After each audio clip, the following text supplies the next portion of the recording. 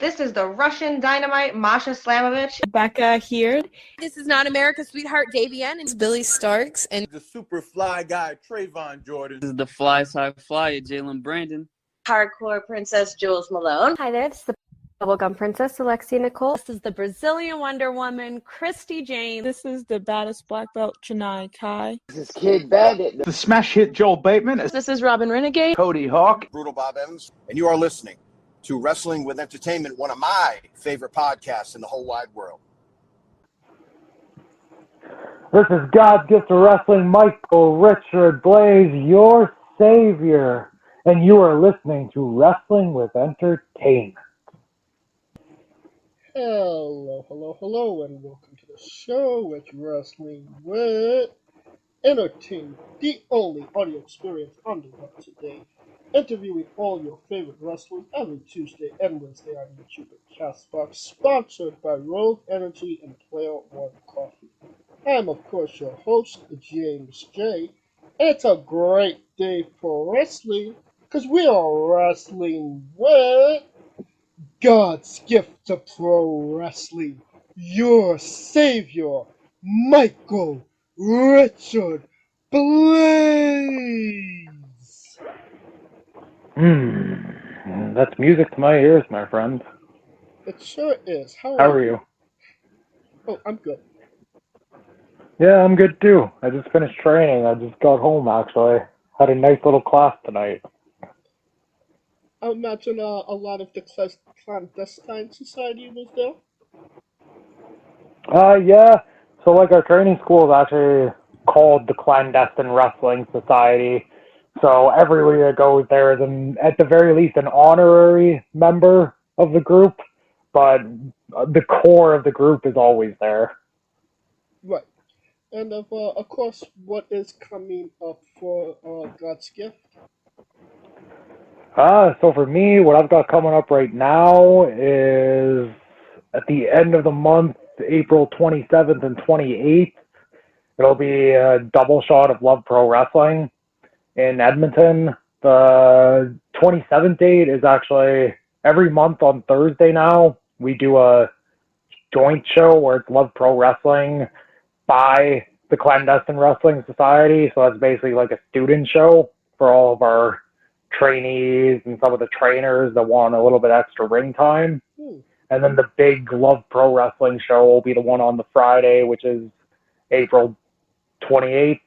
And I'm in a match for the first ever LPW, and I believe maybe one of the first ever, just in general, independent wrestling scramble championships, which can only be defended in a scramble match.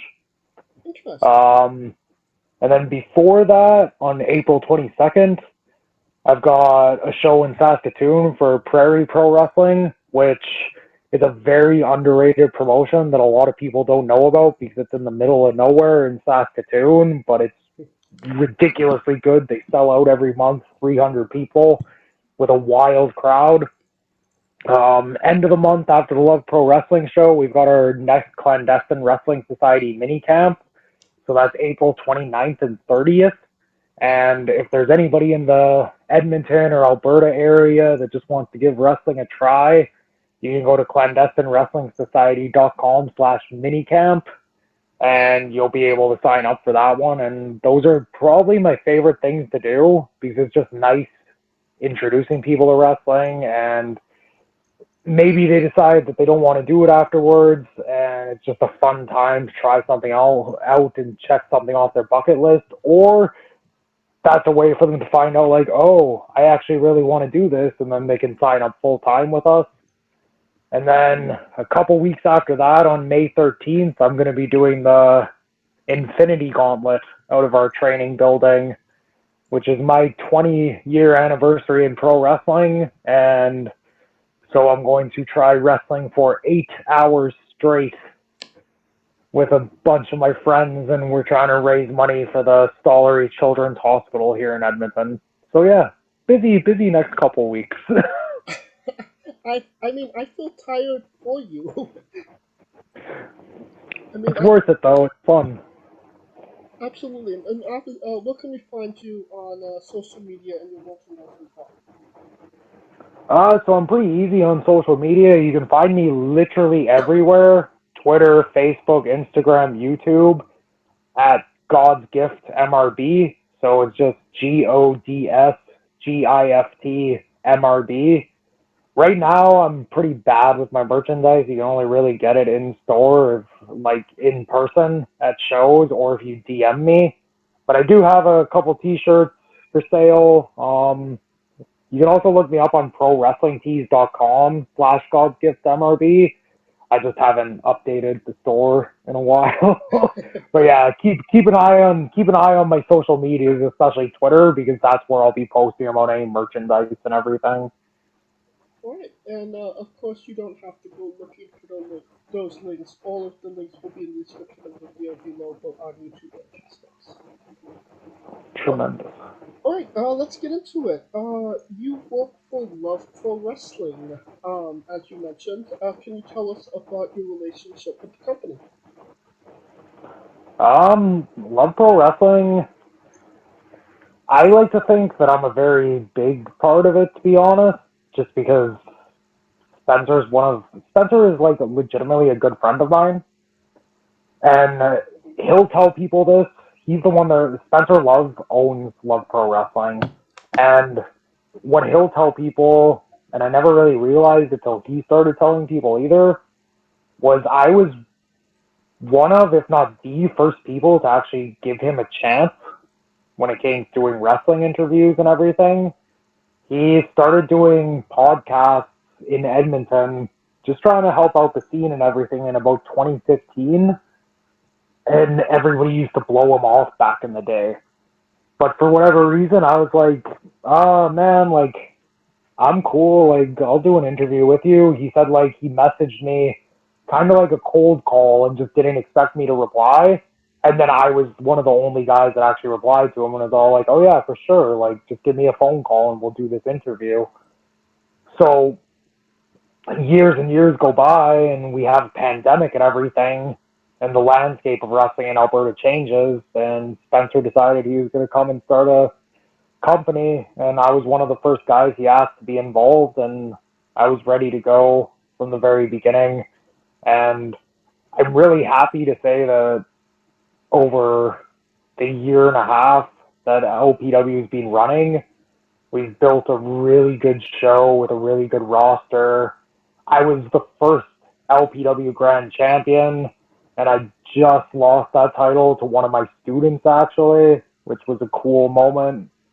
And yeah, we sell out every single month, and I don't think that happens without obviously Spencer, but the whole crew that he's put together, both the roster and the staff, and I like to say I'm a fairly decent part of that. I'd say you're a little bit more than a small portion of that, but because I do remember having a conversation with Spencer about you being his first interview. So, like, was that kind of, how does that make you feel that, this guy that, couldn't get a wrestling interview and being his first interview, and now, working for his company? So my thing's always like, how do I put this? It was always instilled in me by my trainer and my mentor, TJ Wilson, that pay it forward, basically. Nobody's any better than anybody else. Everybody, we're all humans. We all breathe the same. Some of us have gotten some breaks. Some of us haven't. Some of us might be a little like more athletic than others. Some of us aren't. Things like that. So to me, that's why when Spencer asked me to do the interview, it was a no-brainer. Like, this guy wants to give his time to me. He wants to help promote me. Of course I'll do this with him. Even if there's only 20 listeners, that's fine. Like, this guy wants to put some effort into me. So I never even thought that it would be a possibility that he would end up deciding to run a wrestling company years later. But then he does, and he's doing a great job at it. And I think it's cool knowing that he went from just a guy that wanted to interview wrestlers to now he's actually running a company and giving us a platform to really show what we can do. And so honestly, the way it makes me feel is I'm just extremely appreciative of Spencer, and I'm appreciative that he understands that it took some guys and girls like myself and like Zoe Sager and Taryn from accounting and a lot of others giving him a chance at the very beginning to get to this place. I think it's a very mutual, good relationship in that sense. Like you mentioned, you were the first Love Pro Wrestling Grand Champion. What did it mean to you to be the first to hold that title? I've held a lot of titles in my wrestling career. I've been very lucky with the opportunities I've been given. It did mean a lot to me to win that title and be the first champion of the company, literally because there can only ever be one first. Right. No, yeah, like nobody else can say that they were the first Love Pro Wrestling champion. So if this company lasts for 10, 20 years and it becomes something bigger than what it is now, there's an entirely different group of wrestlers that don't even know I exist. There's a different group of fans and wrestlers that don't even know I exist. They've never seen me yet because it's 20 years from now. In the history books, they're still going to look back and go, that guy was the first champion of the company. And they're going to go back and watch those matches. And it's like a small, like, some people could say that it's just indie wrestling, so it's small, but I don't think so. Like, that's legacy. That's something that lasts forever. So it meant a lot to me. And I was very proud to have that title. And I was also equally proud that, as weird as it sounds, I was equally proud that I ended up losing it to Zoe Sager, like somebody that I've helped along and everything. So, and shout out to Zoe. We love Zoe. A friend of the show for sure. Another championship that you held was the Stampede British Commonwealth Mid Heavyweight Championship. yep. And that title was held by guys like Chris Benoit, Dynamite Kid, and Brett and Owen Hart. What does it mean to you to have your name on a list with, guys like that?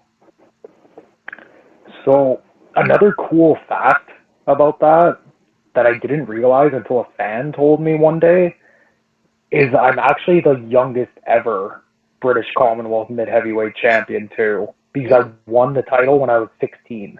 Oh wow. Yeah, so that's a really cool fact because it's just something, again, it's legacy. There's nobody else that can say that. There's nobody else in that entire history book that can say they were the youngest ever. And then I've always kind of said, so as much as I just said the Love Pro Wrestling title meant a lot to me, and every other title I've won has meant a lot to me, they were all almost a little bit downplayed compared to that title, because literally the names that you just listed, and it's such an important title in the legacy of professional wrestling, not just Canadian professional wrestling, but professional wrestling as a whole. Oh, for sure.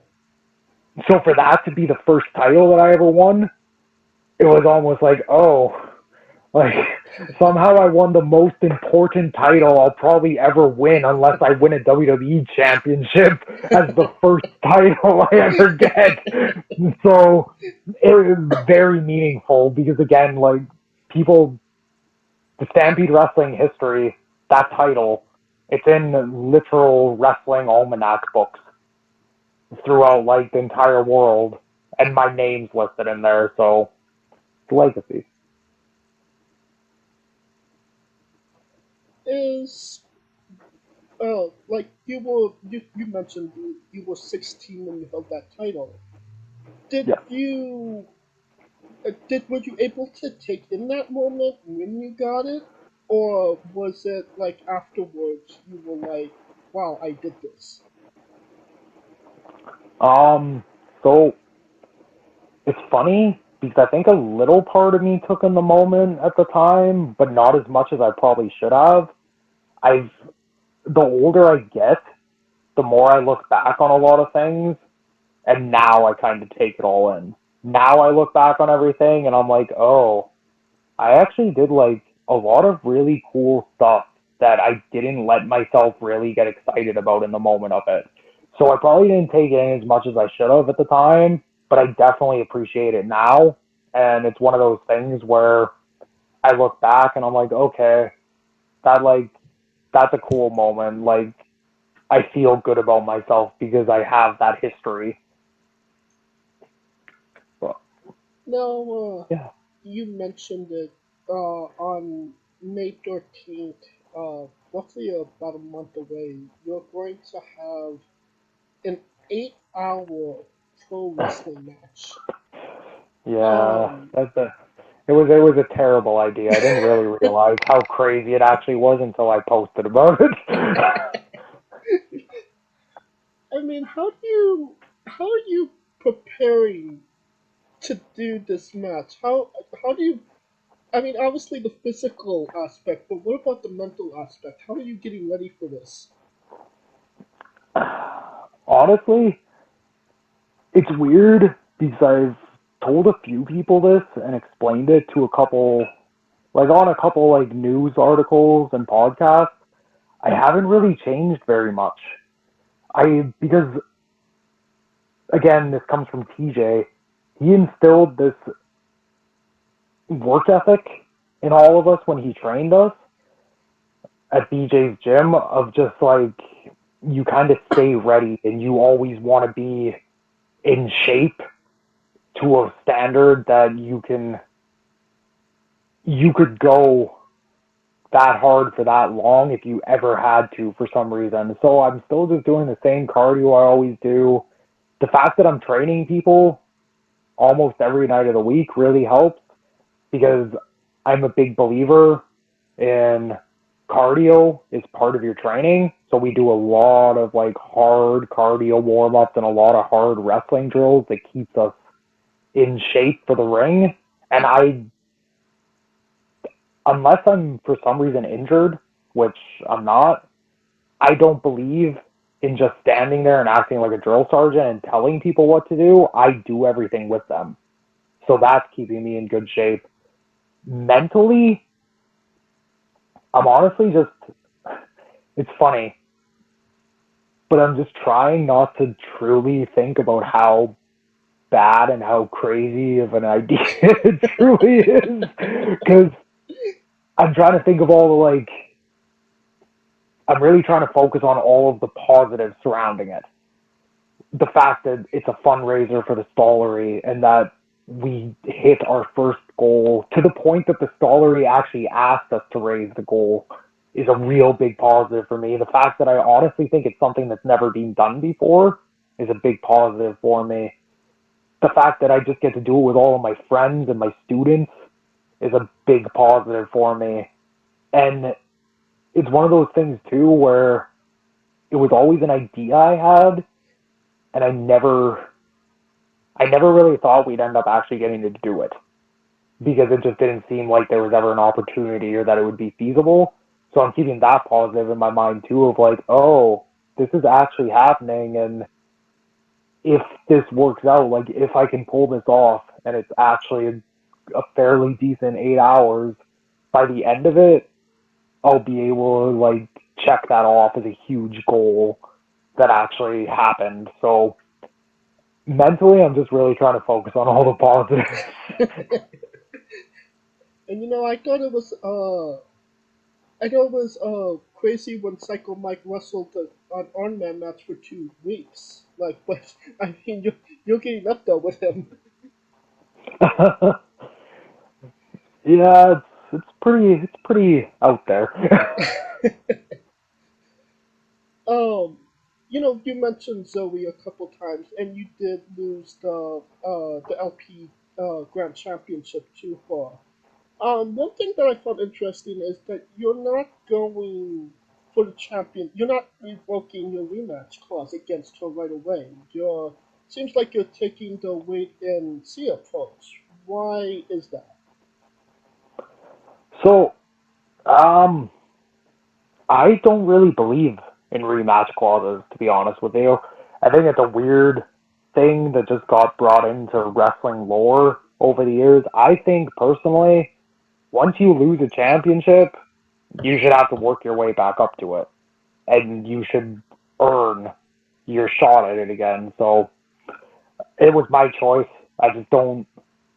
She beat me, whether it was cheating or it was fairly. That's up for debate, but she won, and there's other people in line. If she would have lost, it's not like she would have got a championship match right away either. These other people would have been in line for me too. So it's only fair that I step back and I work my way back up to there. And hopefully I can get some wins. I can stack up some wins, and sooner rather than later, I'm wrestling for that championship again. But for now, I don't really believe in rematch clauses, and got to build my way back up, you know? Absolutely, that's actually very respectable. I think so. I try to be. I try to be a good example.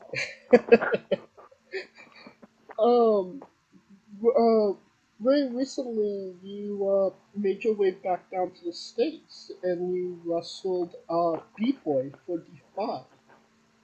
Can you tell us about wrestling, obviously a legend like B-Boy for a big promotion like D5? So it's actually funny. Me and B-Boy were supposed to wrestle each other for WrestleCore last year in June, I believe it was. And unfortunately, the night before, he tweaked his knee a little bit, and so he couldn't do the match. Oh. So when I got to and then me and Defy, we've been talking for years, literally since, I want to say 2018. We've been talking about having me out there, and just timings never worked out. And Defy's such a big promotion; they have so many people that want to wrestle there, so it just never worked out for whatever reason. And then me and B-Boy actually didn't know we were going to wrestle each other for Defy that night. We just both knew that we were going to the show and we were supposed to be on it. And then we showed up there, and it was almost like a joke with each other, oh shit, the match that we was supposed to happen, that didn't happen, that we thought would never happen, is going to happen for Defy, for this big company. So that was cool in the moment. And then honestly, I really liked the match. I had a blast. The crowd didn't really... I don't think they really knew who I was when I first went out there. And they obviously knew who B-Boy was, because he's a legend in the Pacific Northwest. Right. But I'm I'm just... Even though I've been around for a long time now, I never really had that, status out there until recently, so I don't think they really knew who I was, but by the end of the match, they definitely did, because they were there. On the entrance, not so much. By the middle of the match, they knew who Michael Richard Blais was, so that was cool. And just, wrestling B-Boy, it was a very, very cool experience. It just felt honestly, two pros going in there and having a fight and trying to see who would win. Unfortunately, he got the better of me, but he also went online afterwards and said some good things about me. I said some good things about him, and it was honestly a very, very good experience, and I hope I can wrestle for Defy again sooner rather than later, and I hope I can get a rematch with B-Boy sometime. Definitely. Somebody else that you wrestled was PCO. Obviously a legend in Canadian wrestling. So what did it mean to you to be in the ring with PCO? And I believe you took the victory from him as well. Wrestling PCO was really cool, especially because, like you said, he's kind of like a Canadian legend, and I wrestled the guy that had the feud with Bret Hart for the leather jacket. That's kind of cool to say. I remember watching that when I was 5 years old, and I got to have a match with him, and we did some crazy stuff in that match too. He chokeslammed me off 10-foot high ladder that was on a stage to the floor through a table and a barricade, which is like pretty wild when you think about it. Yeah, it was really cool wrestling PCO though. Very, very good guy. Very nice. I don't know how he's still alive. Like, with the stuff he's done and his age and how long he's been doing it, like, I've done some crazy stuff and have been wrestling for a while, but he's what I've done times 100, and somehow he's still moving around perfectly fine, and he's a super good guy, and just, yeah, it was again, great experience, great guy, pretty crazy stuff. No, I completely understand what you mean. Like a while back ago, I watched Impact Wrestling, and the bone in his shoulder was sticking out. And I've never wanted to throw up watching pro wrestling before, but I came pretty close that one time. Yeah, that sounds nasty. Yeah. You didn't even have one match, but you had a series of matches against Cody Rhodes. Which I believe the last one was actually for the Ring of Honor Championship. And you actually went the time limit distance with Cody Rhodes. So what can you tell us about that series of matches you had with him? Obviously, wrestling for the Ring of Honor Championship, a prestigious championship like that, and, all of that. Honestly, wrestling Cody Rhodes and having like an actual series with him was one of probably the coolest things. Like, when I look back on it now, that's one of those things that I was talking about when you asked about the Stampede title, where I knew it was cool in the moment, but I didn't really understand how cool it was until the last couple years, especially when like fans still bring those moments up to me now. It was a really cool experience. I cannot be more thankful for the opportunity that PWA and Kurt Sorokin gave me to do that. And the thing is at that time, I was doing a lot of stuff at the same time as that, where I was going and doing like extra work for WWE and tryouts for WWE and all those things, and I had really become confident in myself as a professional wrestler. So doing those matches with Cody truly just felt like me and another professional wrestler doing our thing together. I didn't have any of the nervousness or the butterflies of like, oh shit, I'm wrestling a WWE name. It literally felt like I was just wrestling another really good pro wrestler. And he reciprocated that feeling. He didn't treat me like I was just some guy that was nothing. He came and like he spoke to me as if we were just exact same level peers. We worked together really well, and those matches were, sometimes I wish I could get more people just to watch that time limit draw match, to be honest, just because it was so crazy and so hard hitting. At one point, even Cody tweeted about how the first like 4 minutes was some of the most intense minutes of a match he's ever had, because we just started in that third match. That first 4 minutes is literally right out of the gates. We just start going crazy on each other until all of a sudden there's like, he's giving me a crossroads into the chairs of the audience and stuff like that. So it was a really cool experience, that entire thing, doing that series with him. It felt amazing. I wish more people would see them, just because they weren't really like out there as much as they maybe could have been online and in video form. And after the third one, it was on Twitter for a while and it kind of blew up for a bit. And I always remember it, and sometimes I watch it back, as weird as this sounds, just to like remind myself, like, okay, yeah, like I deserve to like feel good and like have confidence about certain things, and it's one of those like cool moments. he cut this promo afterwards where he just outright said, hey, you're really, really good. You deserve to be signed somewhere. If you ever want to, just let me know and I'll get you a job in Ring of Honor.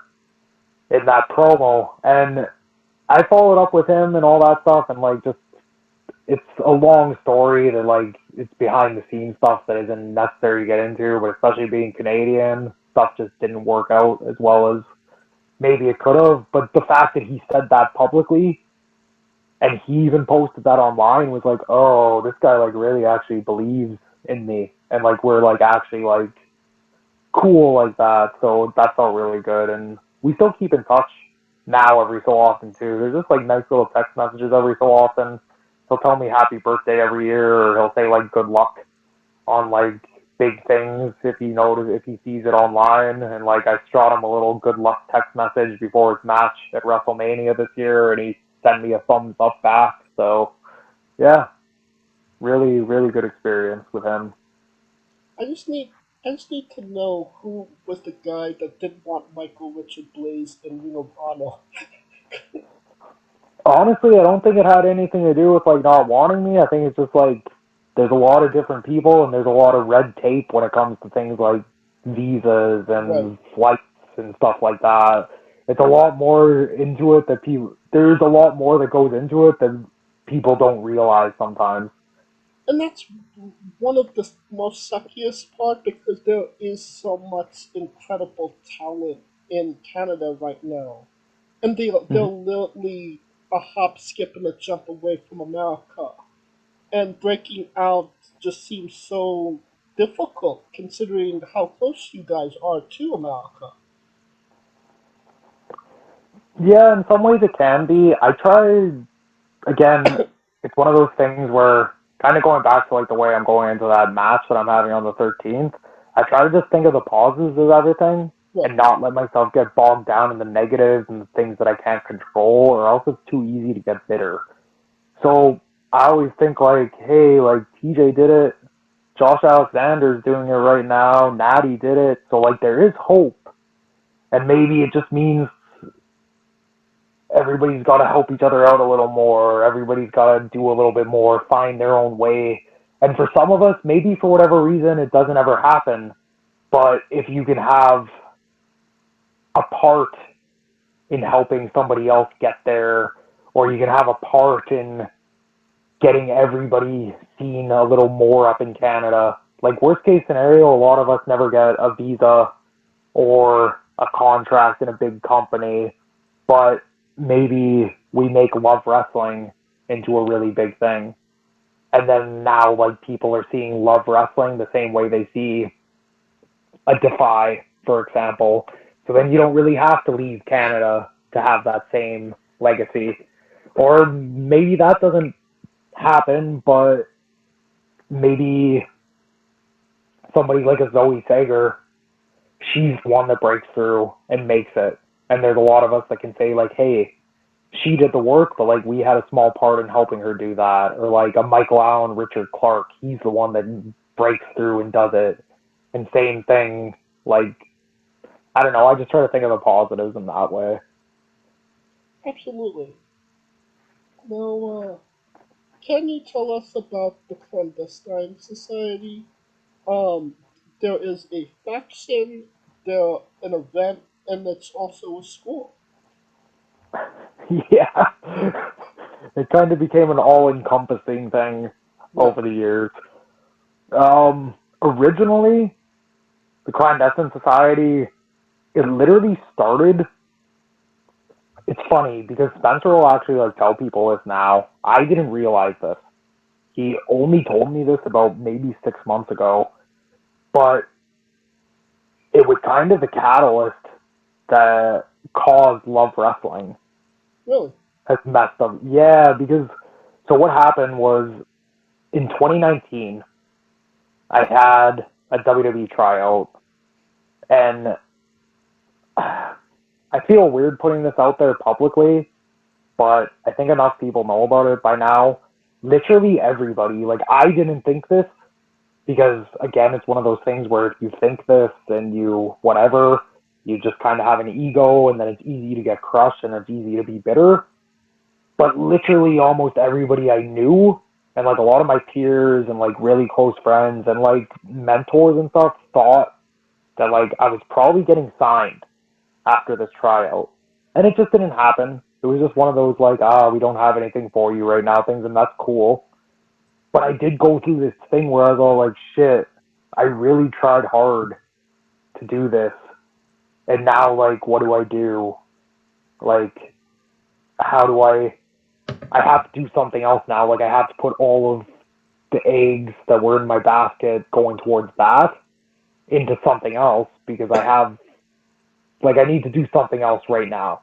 Just like, almost like it was a weight lifted off my shoulders, where I was like, okay, cool, it didn't happen right now. Let's try this for now.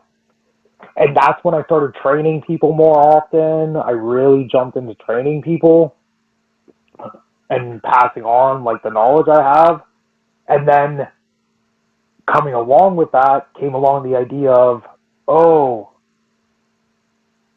there's a lot of wrestling promotions that are like, they're making their name not by doing things locally. Like, they're still doing things locally and they're doing really well locally, but how they actually made their name and how they even started doing really well locally is by pushing themselves out online and becoming a worldwide thing and making sure everybody sees what they're doing.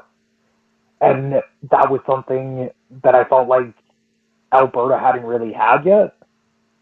So, kind of in the way I'm saying, how I said, like, those matches with Cody didn't get seen by as many people as maybe they should have, just because it had never been pushed out past the Alberta area. Right. So, I was sitting there one day at training, and I was like, why don't I just try to do a show that doesn't even have anything to do with tickets? Like, I don't even care if there's fans there or anything. I just want to live stream it. Like, I want to do the craziest show I can possibly do with all of my friends and all of the good wrestlers here that, like, I think are so good. And I want to live stream it and see if we can get people that don't live in Alberta, they don't live in Saskatchewan. I want people from Japan to watch this. I want people from England to watch this. So, originally the idea was we weren't even going to have fans. It was just going to be we were going to invite our friends and family. And then all of a sudden, I started posting like things on Twitter about it to try to get like some buzz online. And then we had fans begging us to come. And so all of a sudden it was like, oh shit, now this has to be an actual show. So then we ended up running it as an actual show. And I still get people telling me to this day it was one of like the craziest shows they've seen in this area. I've had people from the places that I was hoping for, like people in the States, a friend from Japan, a couple of my friends from England, all tell me that like, oh, it like got out over there. Like people had seen it from there. And so we did that show, and it was just different than most anything else that's been here. And that was when apparently Spencer was all like, oh, this is really cool, and like we can do something here, and it does work here. And then the pandemic happens, but coming out of the pandemic, he's had all these ideas afterwards, and he's like, okay, I'm going to do Love Pro Wrestling, and we're going to live stream it, and we're going to try to get people out to the rest of the world, just like MRB did with this Clandestine Society show. So it started as just like this one-off show where just all of us wanted to do something cool and try something different, and it worked. Fast forward all these years, and obviously Love Pro Wrestling starts, but also this company in BC starts called WrestleCore, which is ran by Cobra Kai. And Cobra Kai is a guy that I met back in, I want to say the first time I met him was 2014 when he was coming through Edmonton. And then we'd worked on some shows together throughout Alberta for a few years. And for some reason, me and him just always kind of like gelled together. We weren't like the type that like, we didn't go out together a lot or anything, but every time we saw each other at shows, we would have like little nice conversations. And we had like have a very similar mindset to pro wrestling. And we'd have like really good talks when we'd go out just to like eat after the shows and things like that. And I never really thought anything of it. I just thought like this guy's cool and like me and him are cool and like we gel well together. And then all of a sudden he's like, oh yeah, I'm starting this like massive wrestling company in BC and I want to make sure that you come out to it and I want to put you with two of your trainees, which is Taryn from accounting and my brother, Stephen Crow. And I really loved that logo you had and the show you ran. Would you be okay with being a faction with them called the Clandestine Society? And I was like, oh, 100%. Like, you don't even have to, like, pitch the rest of the idea to me. If I can do a group with two of my, like, favorite people and people that I helped train, well, did train, like, I straight up trained my brother from scratch, and then Taryn only had about, like, a couple weeks of training before she came to me. That's a no-brainer. And then it became, in WrestleCore, it became this big thing that I hadn't even envisioned. And that's all like Cobra Kai just giving us the opportunity to do that. And then once that happened, it was like, oh, we may as well do it at Love Pro too, because we're trying to make this happen everywhere.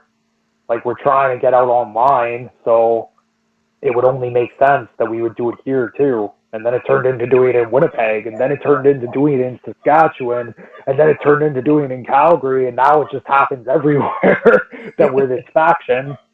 And then along the way,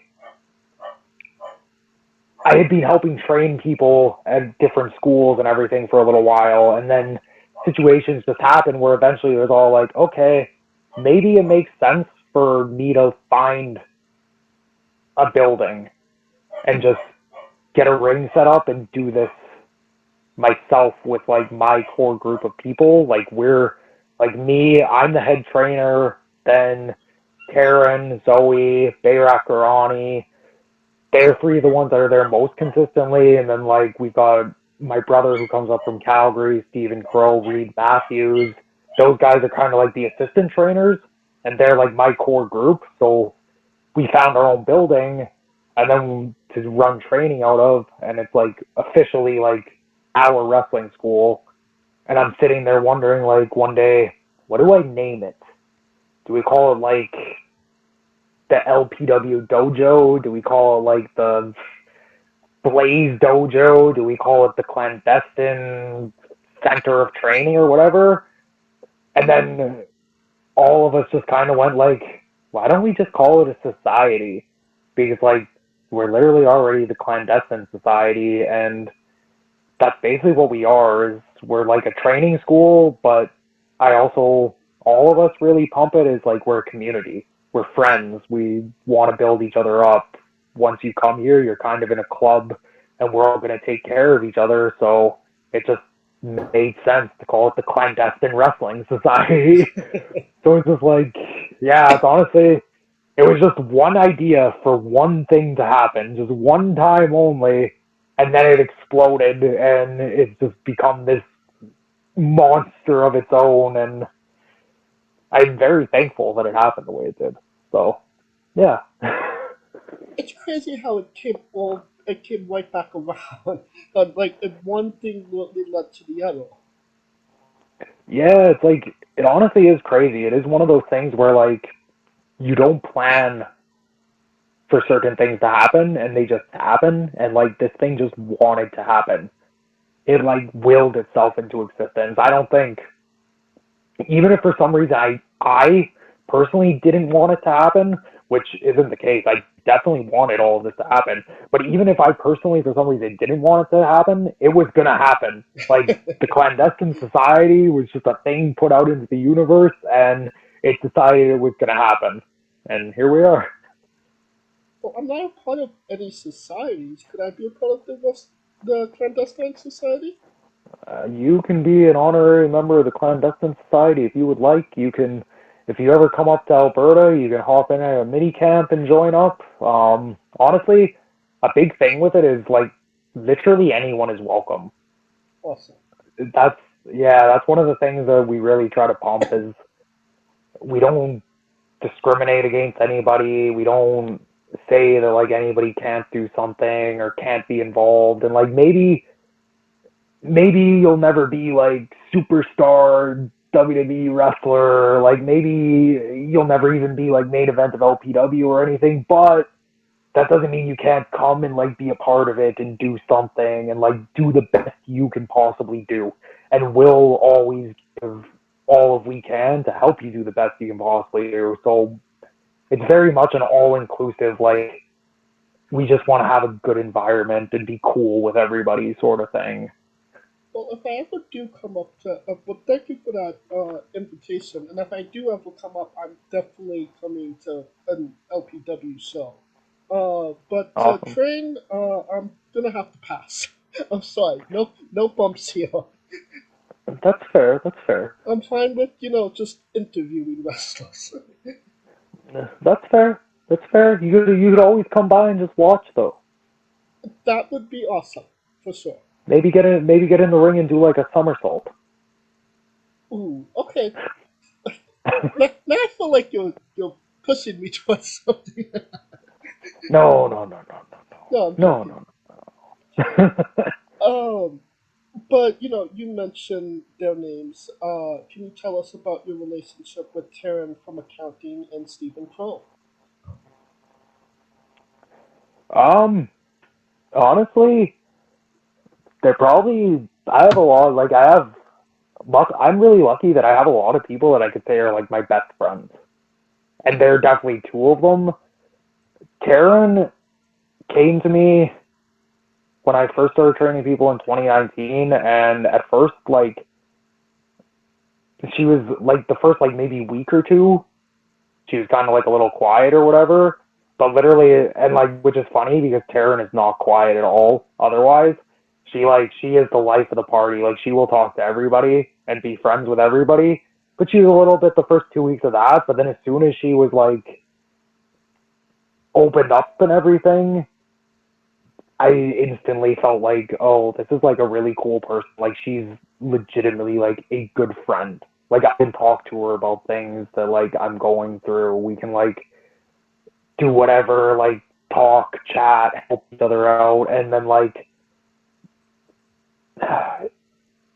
she has such a crazy work ethic and works so hard. Especially then, she was working her ass off, and like now she still works her ass off, even when she doesn't need to as much anymore. And also, like, though, while she was working her ass off, she never gave herself the credit for like how good she actually like was getting. So I think it was one of those things where I kind of like, I took a real, like, I gravitated to her a lot, especially as a friend, because I saw that and I was like, no, like, I want to encourage you, like, you are really good. And so watching her flourish and branch out so much and be as good as she is makes me like so happy. And the fact that I can go to a lot of these shows with her and be a part of that, and we're like a unit together, is super cool. And then Stephen Crow, obviously that's an entirely different situation than anybody else because he's my legitimate little brother. Right. And we never, like, for the longest time, we were obviously, like, we loved each other and everything because we were brothers, but I would say it was one of those things where, like, we loved each other, but we didn't like each other. If that makes sense. Yeah, like, we, like, 100%. it was one of those things where it was like we didn't hang out very much, like we didn't talk very much. When I moved out of my parents' house and moved to Edmonton, I don't know if we talked to each other for maybe like outside of Christmas, I don't know if we talked to each other for like 5 years. But then all of a sudden, he started like talking to me and like reaching out to me, and then like I started talking back to him, and we started just talking about like, it started with him asking some questions about wrestling. And then it turned into, like, we would just talk about regular life stuff. And all of a sudden, we started getting really, really close. And it was kind of through wrestling. And then one time for a PWA show, we had no referees. And our venue in Calgary just happened to be, like, a block away from where my family lives in Calgary. So I, like, basically begged him to come ref the show. And I was all like, I'll train you really fast before the show. Don't worry. Like, you'll be fine. And he came and did it. And then he just started enjoying it. And that grew our bond closer because now we were like, I was getting him booked as a referee in Saskatoon and Edmonton. We were like traveling together. We were just chatting about life. We started doing like some 9-hour drives together and stuff like that. We would fly places together.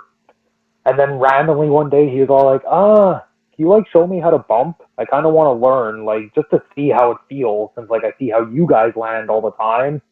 And he took like his first few bumps and he was all like, this hurts, but I kind of like it. And then he asked me to train him, and all of a sudden it's all like, whoa, this like, I grew this like crazy bond with my little baby brother that we didn't really have before, and I got to train him. And now I get to see him go out on these shows, and he is an absolutely insane character that I never would have pictured coming out of him. And I get to watch it, and I get to just be immersed in it, and it's just such a good feeling. And getting to like travel with those two, it's so hard to put into like exact words. It almost makes me like speechless. I can't put into the words how much I enjoy it and how like happy it actually makes me that I get to travel with those two and work with them so closely. I'm curious because, obviously your character is, your savior, a kind of cultist-esque type character. When he comes to you and says, well, I want to be a cowboy that dresses in pink, what's your reaction to that? Honestly, I thought it was like the coolest thing in the world because that's his like real personality. And so it's funny because this is like kind of art imitating life in a way. So I do this, like you said, I do almost like this cult leader type gimmick and have these two with me where they're like the cult group or whatever. And I've actually had like people come up to me before and want to do similar things and ask me like, how do I get like them to do the things that I want them to do? Because like in indie wrestling, like wrestlers want to do their own thing. They don't really always want to like be in a group or get told what to do. Right. So like people ask me like, how do I get them to do like what I want them to do? And I'm like, I don't. I literally like, even in like the art of the show, and so like that goes to show you when you see like this pink cowboys with like this very dark cult leader kind of guy, it's because I embrace the fact like in my character on the show, the way I see it is, sure, I want to lead what happens. I want these guys working for me and to help me out so I win my matches, but I want them to be their own people. I want them, if he wants to be a pink cowboy that dances around and struts and comes out to the Rhinestone Cowboy by Glenn Campbell, I want him to be that because that makes him better for himself, which in turn makes me better because now I have a more confident fighter on my side. If Taryn wants to be Taryn from accounting who does her 9-to-5 job and then takes off her suit and comes in from the office and just starts kicking ass, that's cool. I don't need her to quit her job and come become this crazy cult person. Not at all. If she's happy like this and this is what makes her the best, then that's what I want. And that's kind of how I go about like real life too. I don't like putting limitations on anybody, especially people that I've helped train or anything. I'm always like, yo, this is how I do my stuff, but that's because that's what I'm comfortable with. I want you to find whatever you're comfortable with and whatever will make you the best you can possibly be. And I will help you come up with ideas and push and work as hard as you possibly can and as hard as I can to make you the best at that as you can possibly be. So when he first came to me with that, I was like, hell yeah, man. You came up with the music. You have like this nice gear that you got custom made for yourself. You got a nice logo made for yourself. You have a whole like couple catchphrases, like a whole character came up with, and I was so happy just because, like, you did it. You came up with this perfect character, and it's you, and so now let's run with it. And he's really good at doing stuff himself with all that. Like, he's really good at doing it on his own, but I'm always like, yo, if you need anything from me at all, like if you need an idea for a little move, if you need an idea for a little taunt, anything like that, I'll be here for you. Just let me know. And so, yeah, I love it. I do have to ask about Taryn and Steven. What's a pet peeve that you just don't understand about them? They're really obsessed with the Real Housewives, like that reality TV show. Okay. So like literally every time we go out to WrestleCore, when we're in like the house that we stay at, I end up sitting there like just on my phone scrolling through like Twitter or Instagram or like doing work on my phone while like Steven and Taryn and Calamity Kate are just sitting, who's like one of the promoters of WrestleCore and like a really good friend of ours, and they're just like I'm scrolling through my phone while they're watching the Real Housewives, and I'm like, how are you guys into this? Like, what is going on here? But they love that like drama. They love watching the reality TV drama. So whatever, it's to each their own. Alright. Now, you was a part of, like you said, you've done extra work for WWE a bunch of times. Can you tell us about Miss Force? Oh, Miss Force was wild. It was awesome. I really enjoyed doing that. Like, obviously, it's always better, or like feels better if you get like a match on the show. But in this case, I think I was happier doing Miss Force than if I would have got a match on the show, literally because I did it with my brother and with another good friend of ours named Jack Pride. Right. So, like, the fact that I was able to do that with them was really cool for me and was very, like, meaningful. And say what you want about The Miz, when he needed his security, he took very good care of us, except for when he let Loomis attack us. That kind of sucked. But the rest of the day, he had us. He gave us the best catering possible. He took excellent TikTok videos with us. He made sure we were looking nice and spiffy. Yeah, it was a great time. Afterwards, because of that segment, you were featured on the news as well for those segments. And I believe that was right before your match with Jack Pride for the Grand Championship as well. Can you tell us about that? Yeah, so I've done like a few news segments for like different things like that. Like when I wrestled Braun Strowman for Raw, I did a bunch on the news in Edmonton and everything too. It's always really cool when locally the news and things like that actually take an interest in us, because it just makes like, ultimately sometimes like wrestling for whatever reason doesn't always get like the best rep, and people don't always want to give it like the platform. So when somebody like that takes an interest in us and want to help give us that platform, it's always very flattering and it's a nice feeling. And it was really cool again getting to be in that segment with like my brother and one of our really good friends, and just shine a good light on wrestling locally. Because I think something that was cool to be able to talk about in that news segment was the fact that they actually let us talk about how we were friends and we did this together and like the community of wrestling here. And that's really important to me, is showing people like, yeah, like this is like a good community. Like we are good people. Like we want to be good people and we want to help people out. So it was cool. I really liked it. And I think it helped promote that show a little bit, which was also nice. You did, I believe at the end of your interview, you said check out Left for Wrestling. I probably did, to Yeah. be honest with you. I always try to make sure to get, like, obviously, like, it's just the way wrestling is.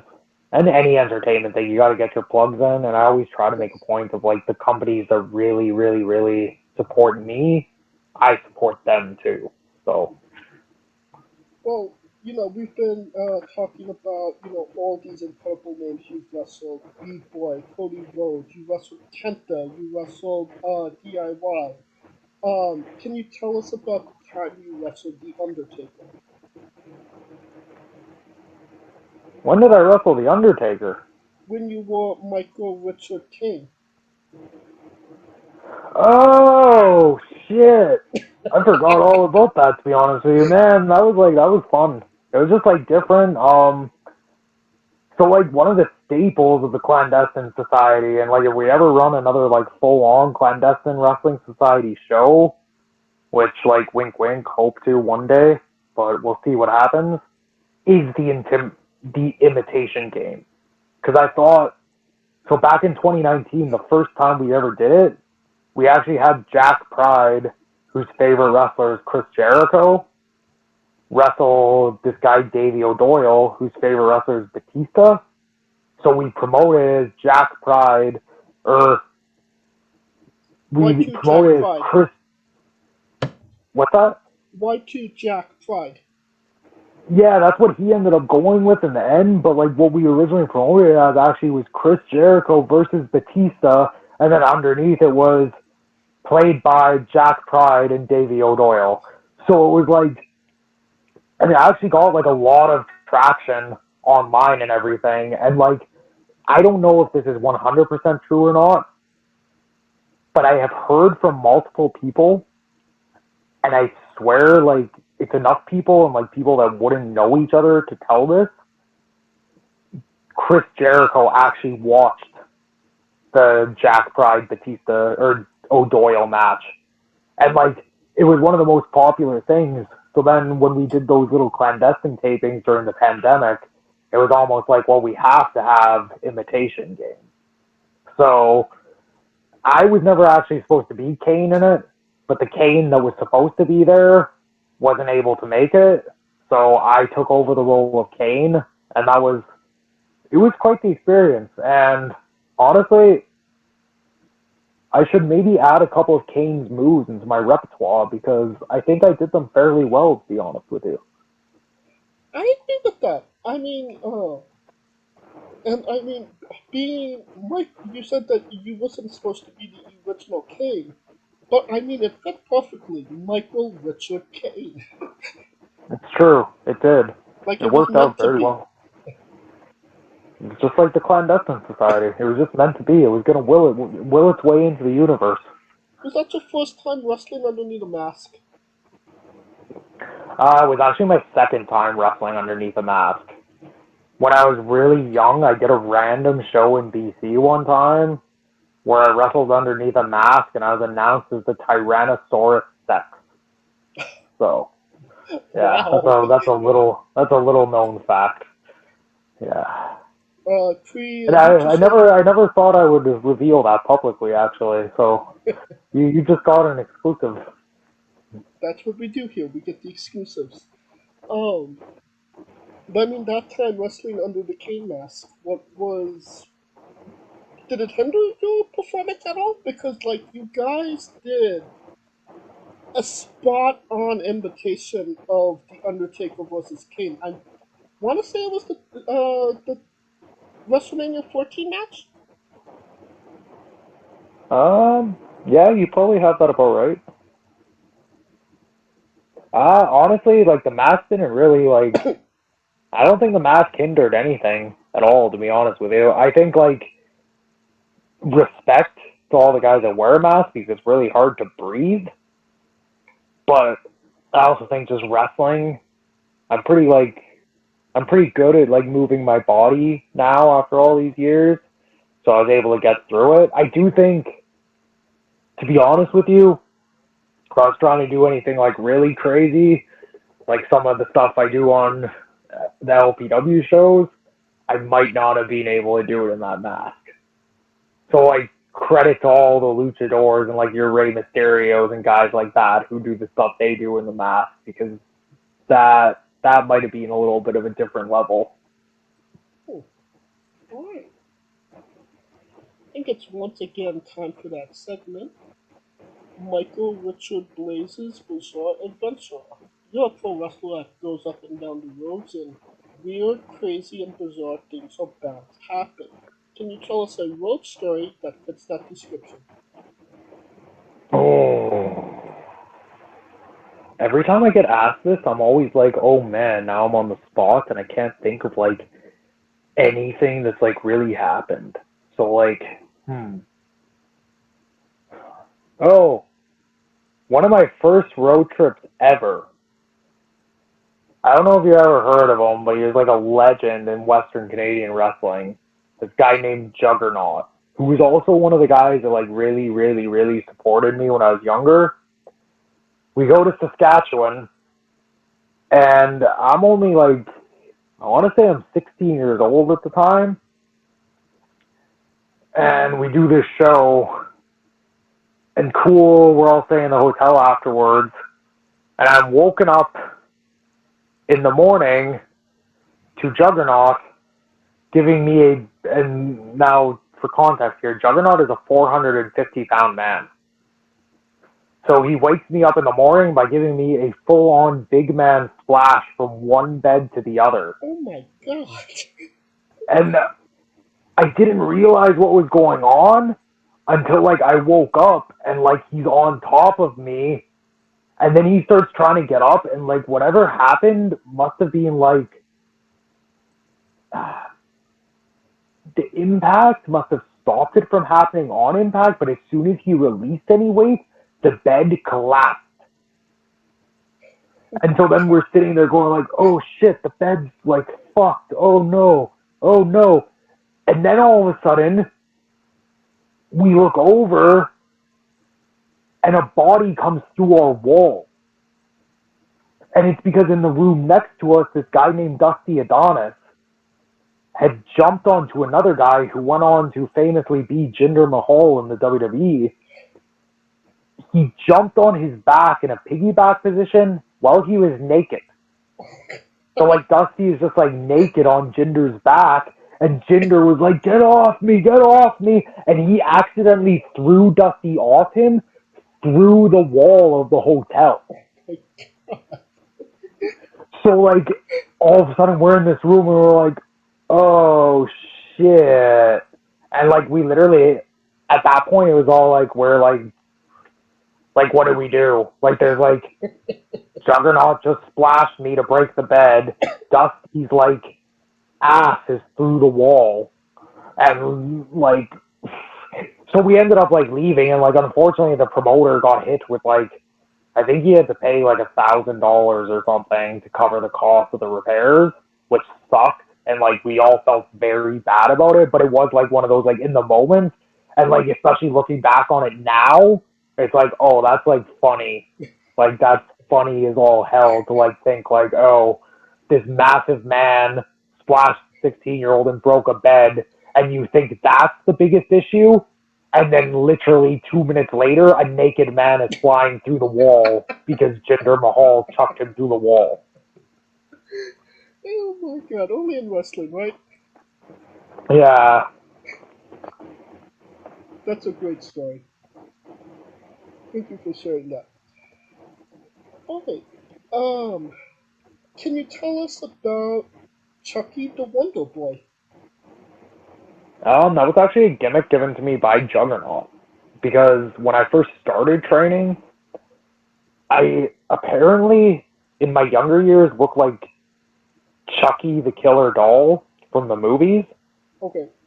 So, Jack Evans, like just, I think most people know who Jack Evans is. Yeah. At the time, he was like bouncing back and forth between Seattle and Calgary. So one day, like, he just came into the gym and he saw me and he was like, Chucky, you're a killer doll. Your name's Chucky now. You're a killer doll. And then Jack never came back again after that. But that stuck as my name for the next, like, 10 years probably. So everybody just called me Chucky. So it turned into like, okay, well, when I started wrestling, my name has to be Chucky now.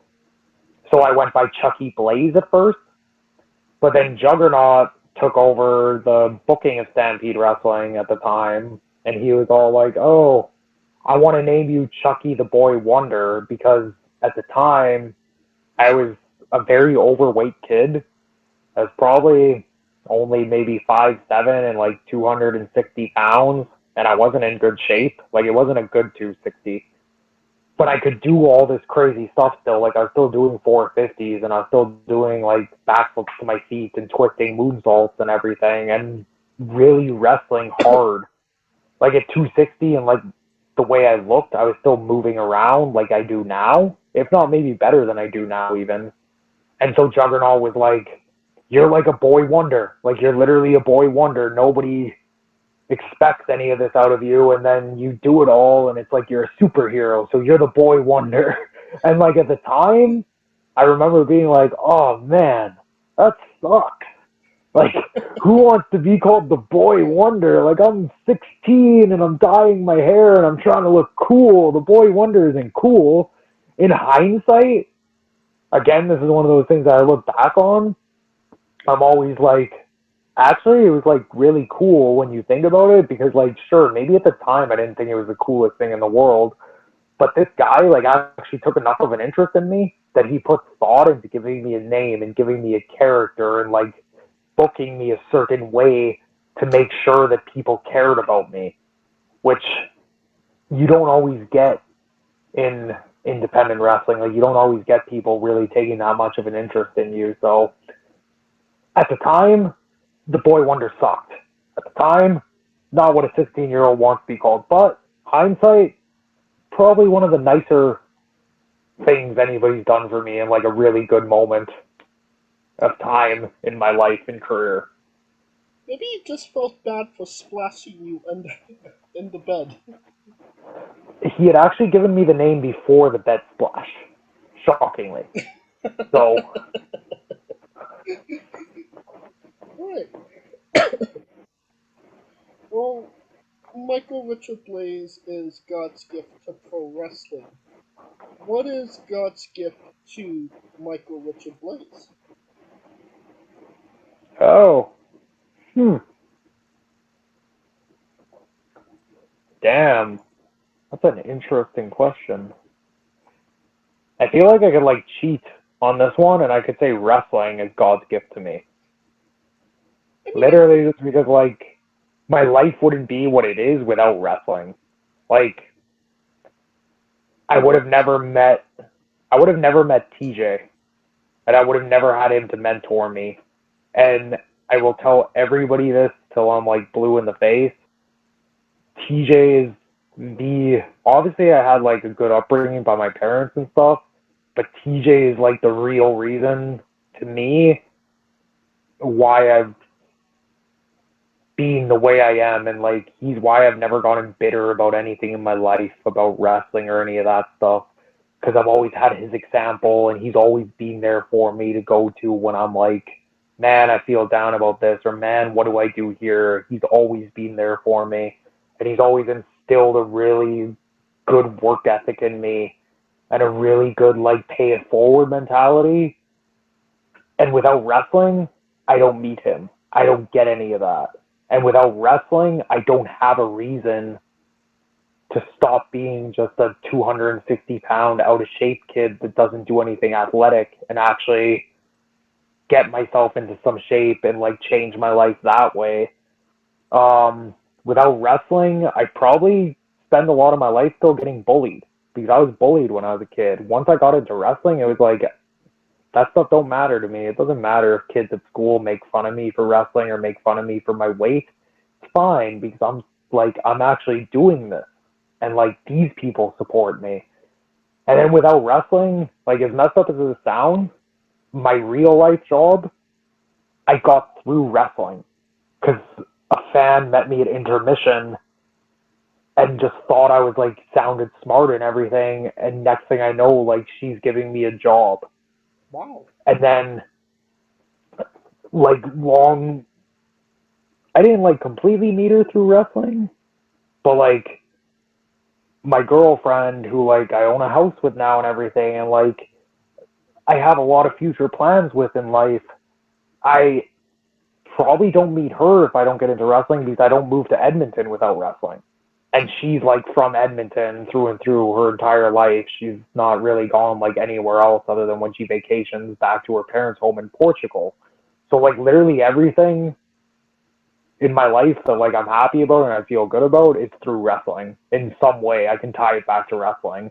And, like, it's been my real constant in life, the thing that always makes me happy since I was 3 years old. So I'm cheating, and I'm going to say wrestling is God's gift to Michael Richard Blais, just like Michael Richard Blais is God's gift to wrestling.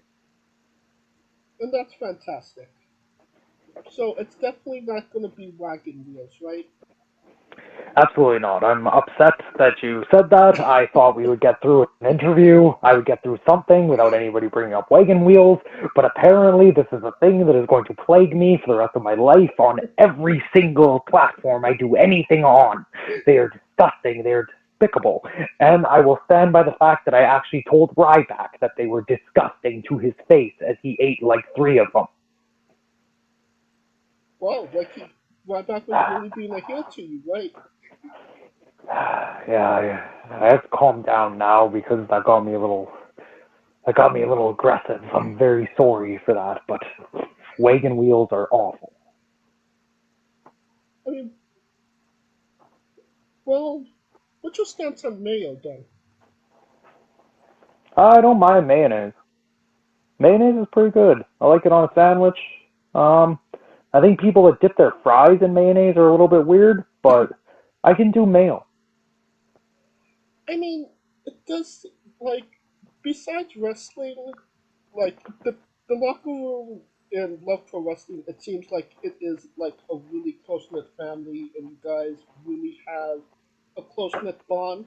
But when it comes to choices and foods, like, people are ready to lay down, and have, like, a legitimate fight over food.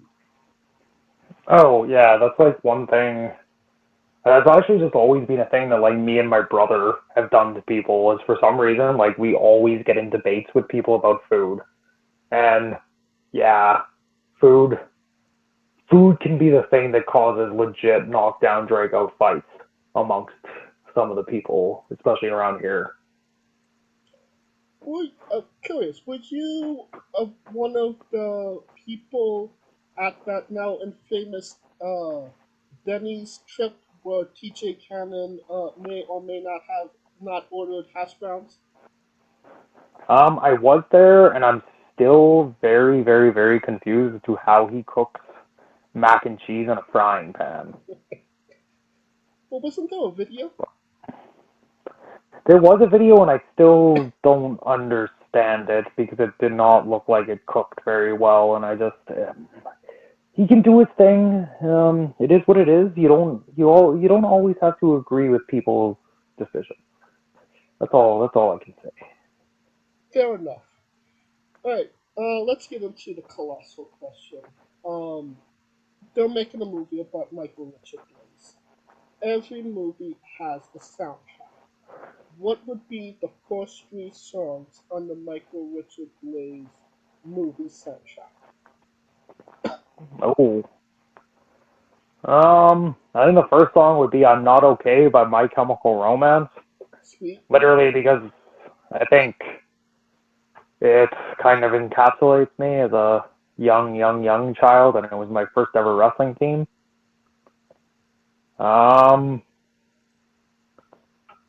Oh, I gotta, like, really think on this one. You put me on the spot again, man.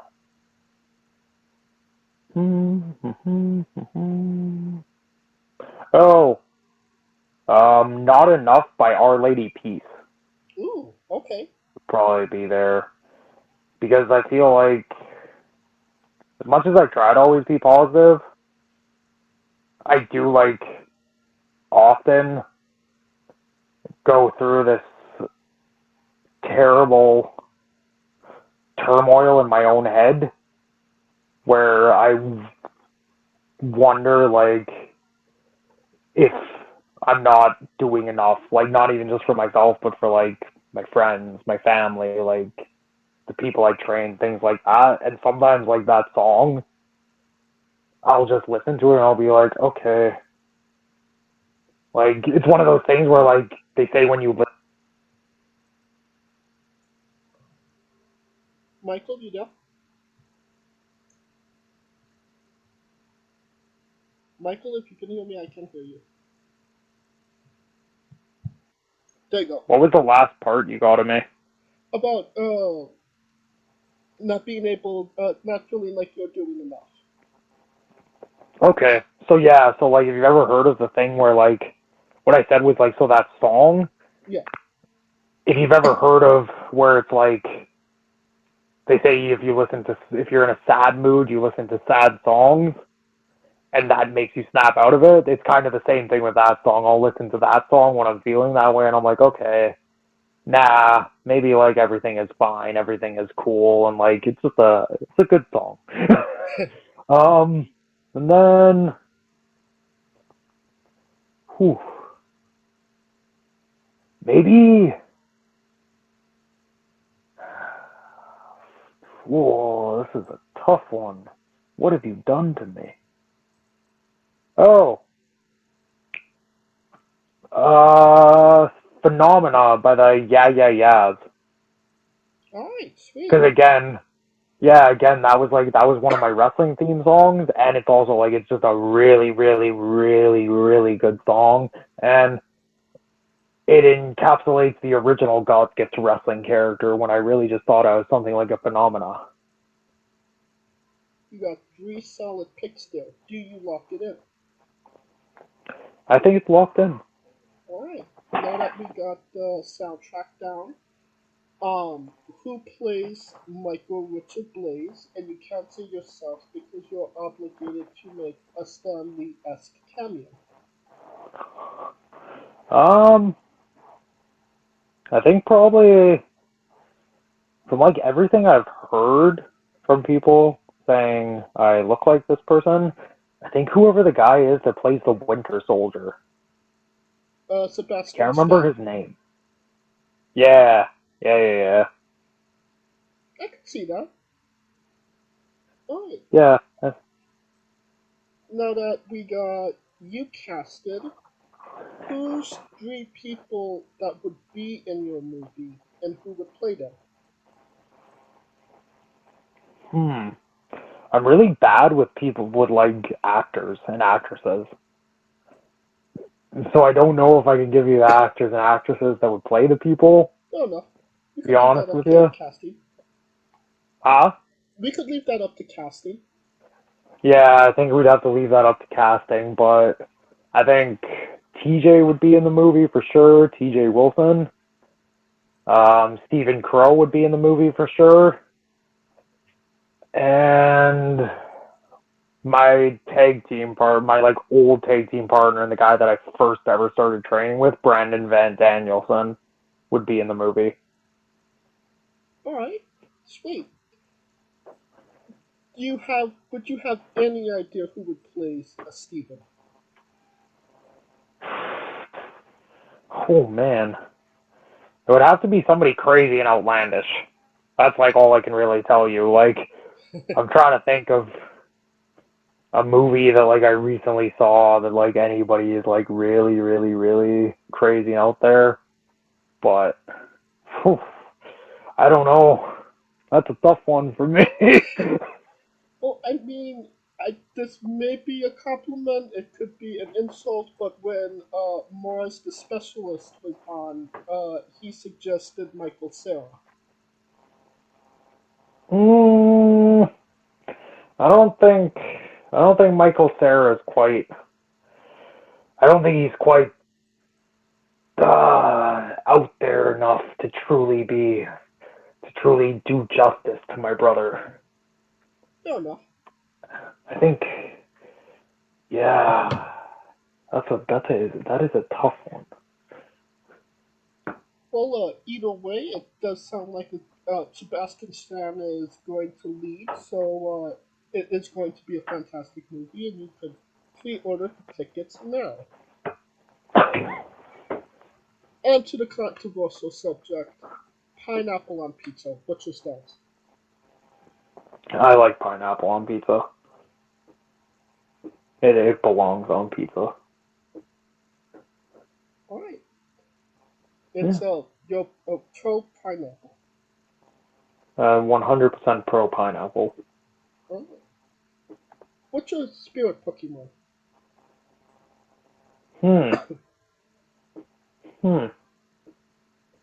I'm like a original Pokemon guy, so maybe like Charizard? We love the OGs.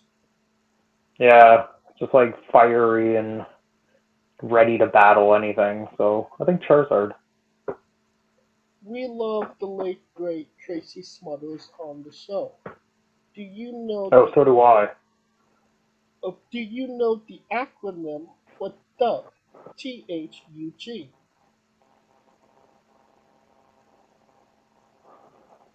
Shit.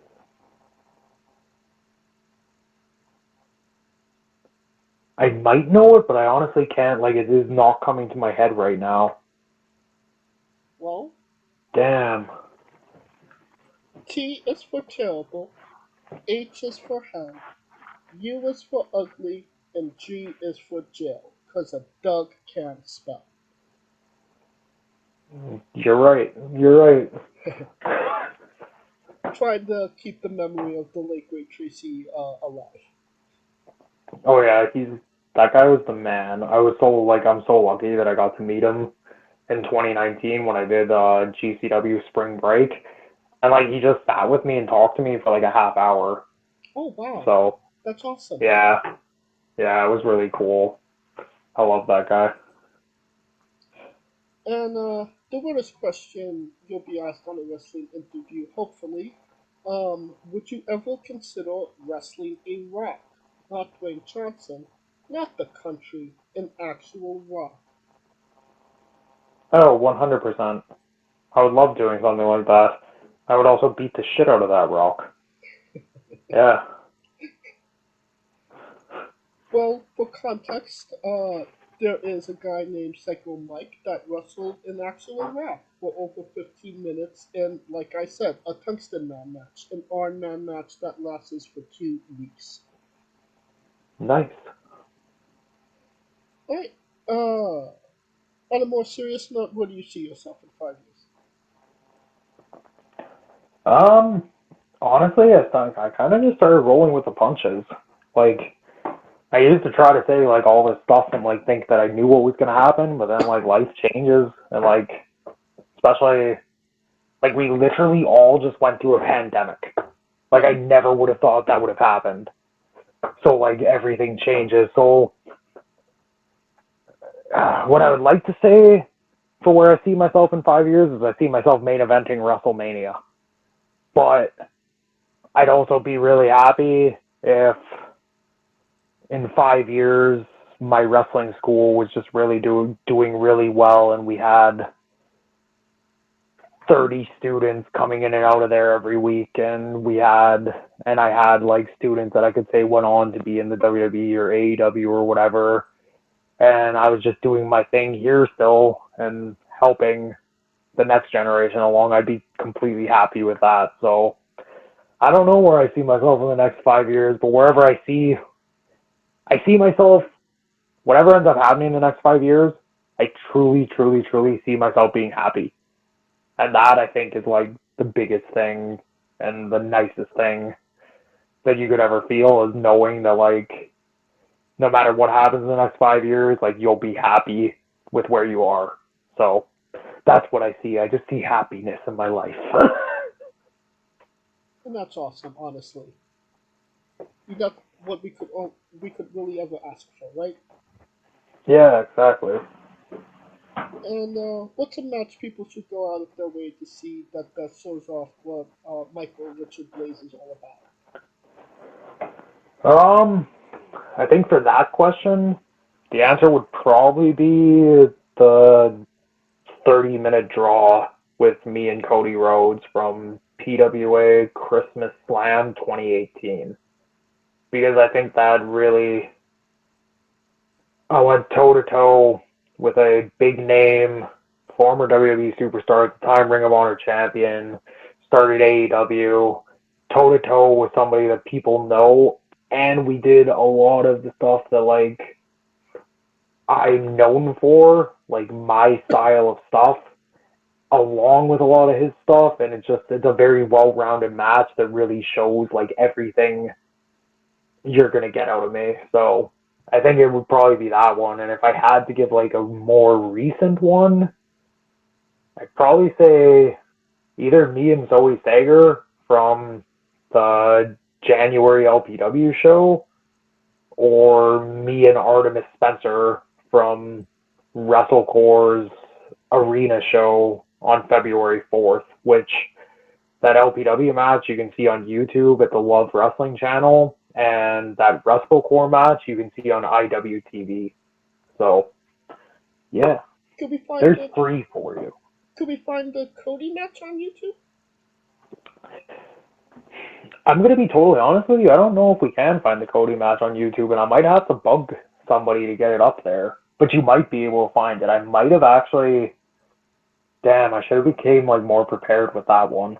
I might have it on my YouTube channel.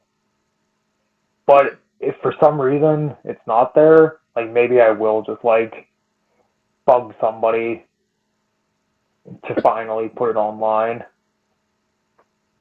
Well, I know for sure the Zoe match is on YouTube, and I'll grab that from the Love Pro Wrestling YouTube page and put it in the description of the video below, both on YouTube and Castbox. For anybody that wants to re-see it, hasn't seen it, wants to revisit it after this interview. Sweet.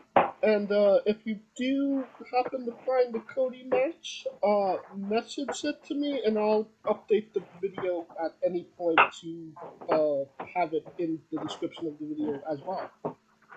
Cool.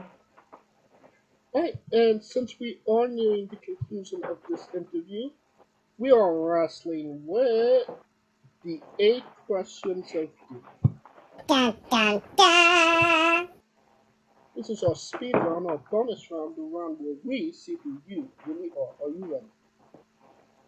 Sure. Excluding yourself, greatest wrestler of all time. Bret Hart. Worst wrestler. Oh.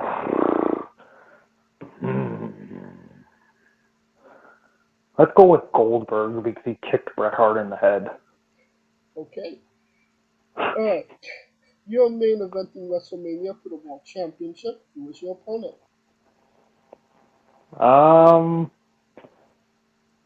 If it was possible, TJ Wilson. If you could come out to anyone's entrance music, past or present, who would it be? Probably Owen Hart, but like 1993, 1994. Da-na-na-na-na-na. Interesting. Finish the sentence. Kayfabe is...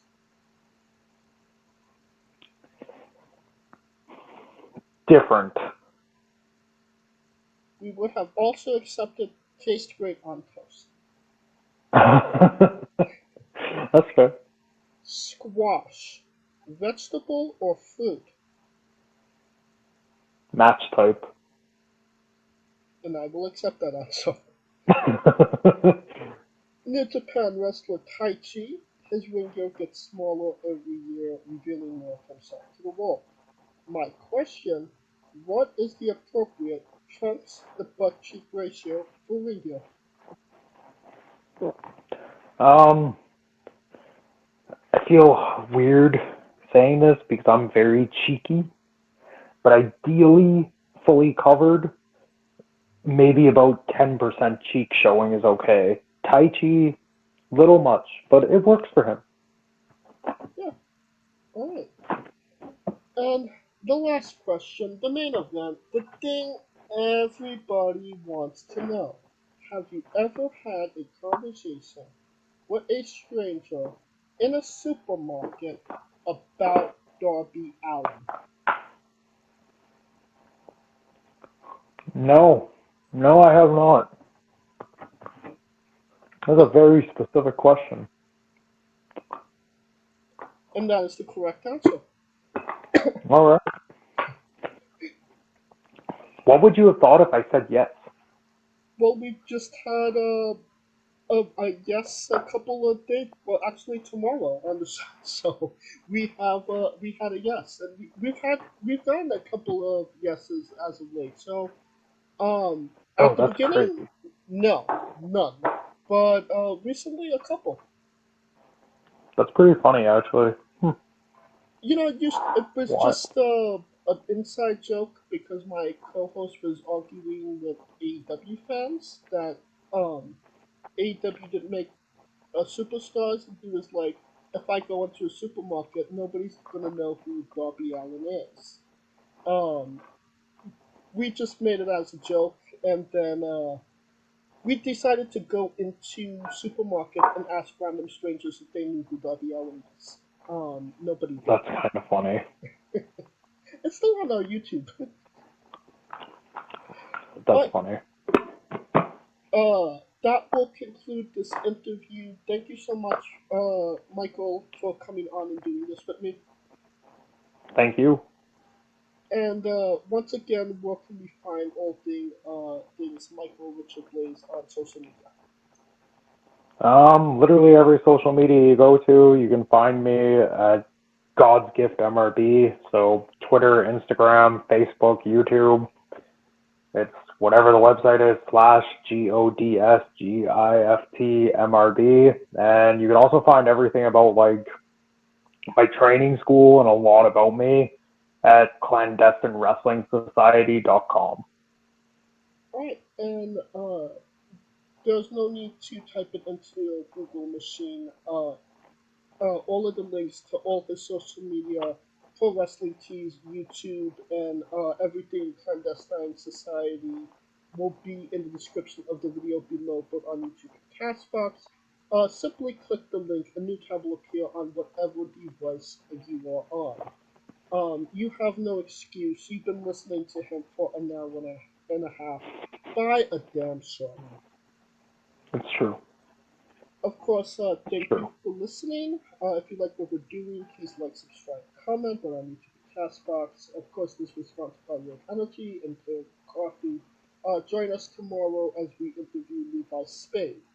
And follow us on Twitter and Instagram at WRESTLINGWITHE for information on who we're interviewing, when we're interviewing them, links to those interviews and so much more. You can follow me personally at JamesJ993. Alright, when I say wrestling wit, you say entertainment, okay? Sound good? For our very special guest, Michael Richard Blais, Kaliko Yacht, Scooter Dust, I'm James J, and this has been Wrestling Wit Entertainment. Hey folks, this is the Colossal Mike Law, and you are listening to Wrestling with Entertainment. Enjoy the show, support these guys. We appreciate it very much. We'll see you at ringside.